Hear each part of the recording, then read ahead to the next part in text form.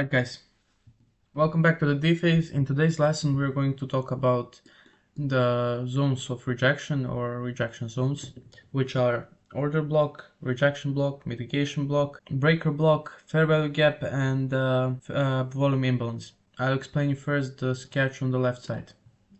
Let's imagine this was a bullish structure and these four candles form the high of that bullish structure. And after that, not after that.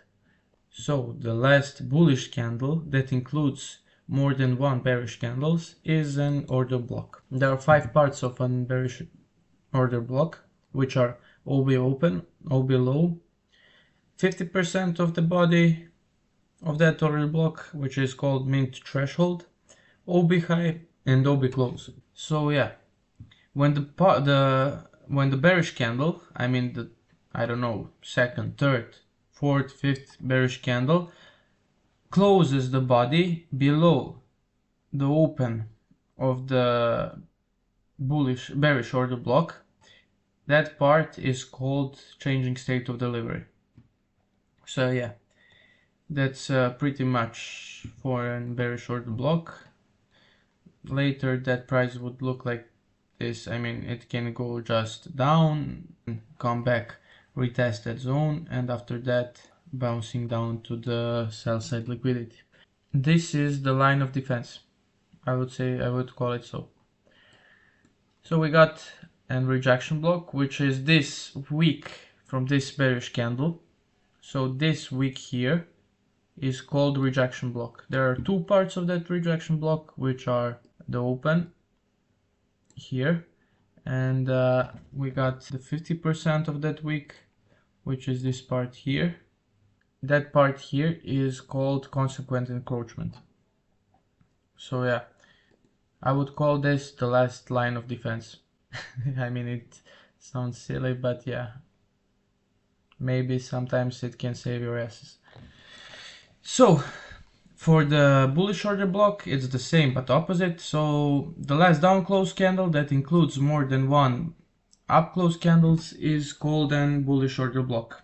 Again, we got here in the rejection block, the last line of defense, and yeah, that's pretty much of it. I can say again, we got 5 parts: open, OB open, OB open, OB high, 50%, that's called mint threshold, OB low, and OB close. We got here of that rejection block open, and 50%, which is called consequent encroachment.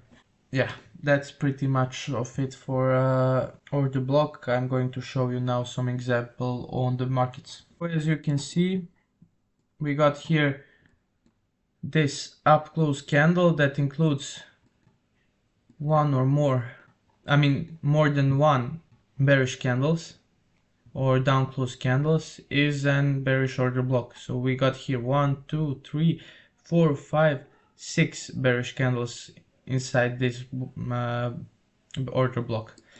So the wick is just doing the damage, the body is telling the story, so you have to remember that. After that, you can see the price has made a bearish movement, made a pullback, but didn't touch that zone here. So yeah, sometimes it won't even touch it if it's too bearish, but we got here an imbalance on the left side. So we got this imbalance on the left side here. As you can see, the price just wanted to fulfill that imbalance. As you can see, it leave the body inside that, fulfilled it, and wanted to go back. So after that, after some time, we can see the price came back and touched this order block, and just touched it, and after that rejected that part here. Again, we got the same situation here. It's giving us reason to go down. So yeah, the price after that went down. So as you can see, we got here an bullish order block, which is this down close candle that includes more than one. So we got here 2 up close candles, So this candle here marks an bullish order block.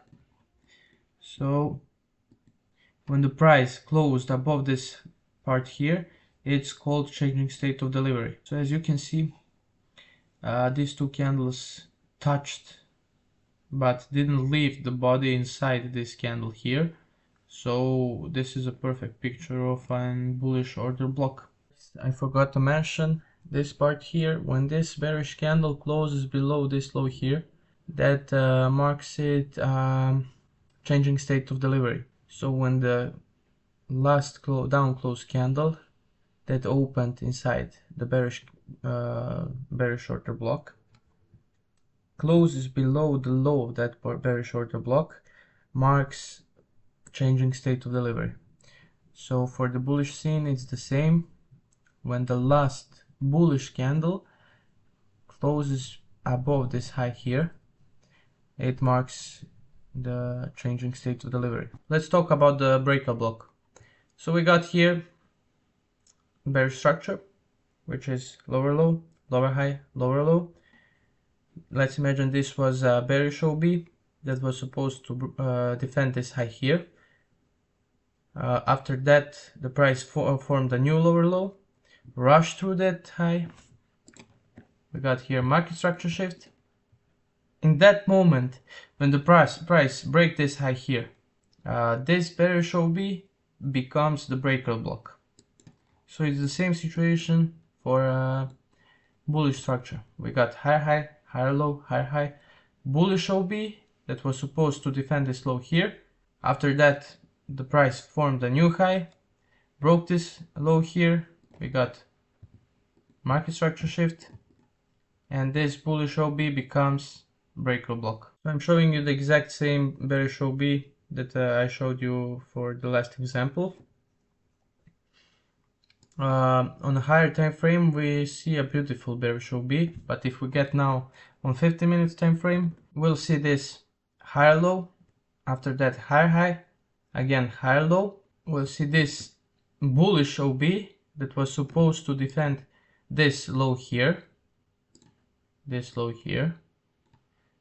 So the price went up, formed a new high, after that rushed through this order block bullish OB through this low here too, got market structure shift, and after that this bullish OB becomes a breaker block. As we can see, just a second, you can see very well. As you can see, it's take it like some support zone. So yeah, that's pretty much for a breaker block. That's it for this lesson. I hope you learned something, and see you next time. Ciao.